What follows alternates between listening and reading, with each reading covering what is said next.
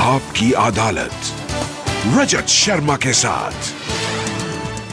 जफर सरेशवाला ने मुझे किस्सा बताया 2003 का।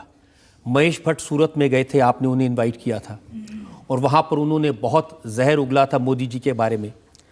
तो जफर कह रहे थे कि रात को 12 बजे मौलाना मदनी बैठे थे, महेश भट्ट बैठे थे, मोदी जी का फ़ोन आया और मोदी जी ने कहा कि मैं आपसे बात करने को तैयार हूँ। आपने मुझे जालिम कहा है, लेकिन ये जालिम आपसे बात करने को तैयार है। आप 5 आओ, 500 आओ या 5000 आओ, लेकिन आप गए नहीं।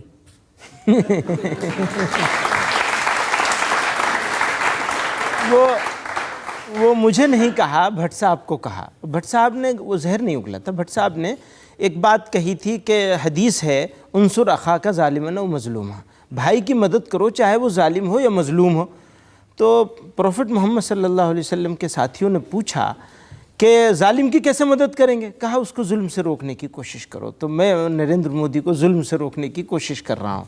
तो उसी के जवाब में उनके पास किसी वक्त फ़ोन आया था, तो उनको जाना चाहिए था, कोशिश करनी चाहिए थी, बिल्कुल।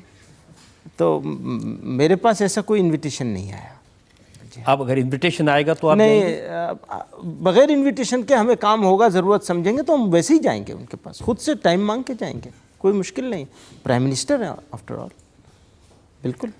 उन्होंने जो पहला इंटरव्यू दिया था प्रधानमंत्री बनने के बाद में CNN पर, उसमें उन्होंने कहा था कि जो भारत के मुसलमान हैं ये भारत के लिए जिएंगे और भारत के लिए मरेंगे।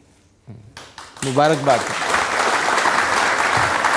उन्होंने ये भी कहा था कि अल कायदा को कोई गलतफहमी नहीं रहनी चाहिए कि वो भारत के मुसलमानों का इस्तेमाल कर लेंगे।